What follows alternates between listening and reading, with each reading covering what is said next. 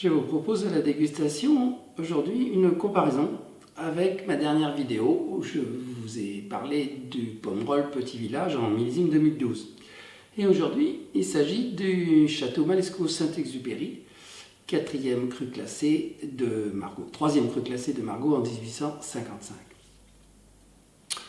L'intérêt de la comparaison, c'est de voir à prix égal les qualités réciproques des deux secteurs.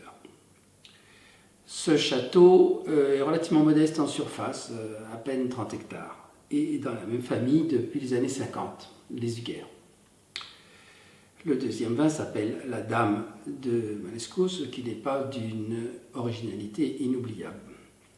D'ailleurs, il pourrait peut-être faire un effort dans le contexte actuel, disons, de revendications féministes, parce qu'il y a aussi La Dame de Montrose, on pourrait faire la liste. C'est quand même peut-être pas irremplaçable. L'encépagement majoritaire Cabernet Sauvignon, 50%, Merlot 35%, et aussi un peu de Petit Verdot et de Cabernet Franc, Cabernet Franc étant relativement rare en Médoc, on le retrouve évidemment beaucoup plus souvent dans le Libournais.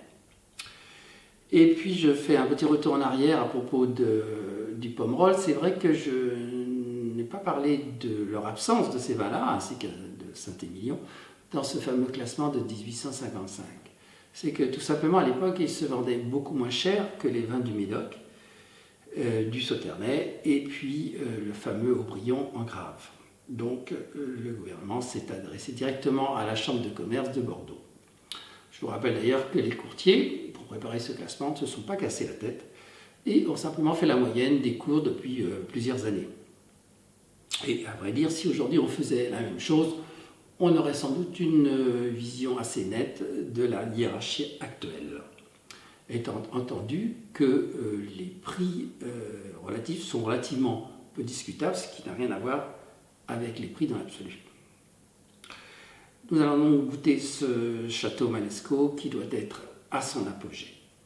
Enfin, je vous dis aussi de vous méfier de ce qu'on raconte sur les soi-disant typicités de Margaux, Saint-Julien, Saint-Estèphe, etc.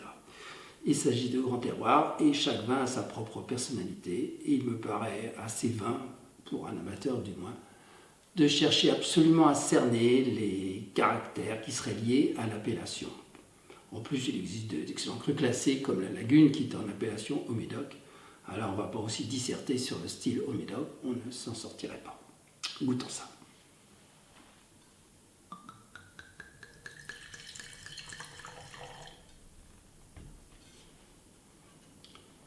L'arôme est belle. Peut-être légèrement trop, ce qui n'est pas un problème. Des arômes très intenses de fruits rouges. La robe est tuilée, donc manifestement, nous sommes à l'apogée. Oh là là, ça sent presque un peu la grosse à écraser. C'est délicieux.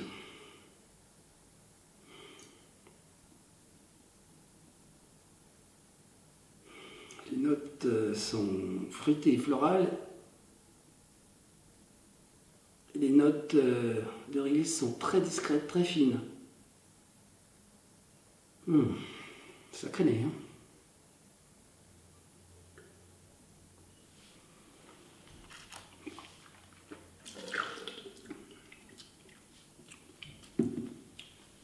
Le vin a une belle longueur. Les tanins sont fins. Encore bien ferme. Ce qui suggère que le vin n'a pas peut-être encore donné tout à fait son maximum, mais il est excellent à boire tel quel. Alors donc, les cours sont identiques entre Petit Village et Malescaut, à quelque chose près, ça dépend bien sûr des conditions d'achat. Quel est le meilleur rapport qualité-prix? Je vous ai expliqué qu'à Pomerol, il y avait un déséquilibre offre-demande qui les rendait assez chers. Donc évidemment, le rapport qualité-prix est meilleur sur Médoc. Ceci étant, vos goûts personnels, évidemment, interviennent. Donc vous pouvez préférer la douceur des Pomerol et d'autres, les tanins fins, mais quand même marqués du Médoc. Voilà, à bientôt.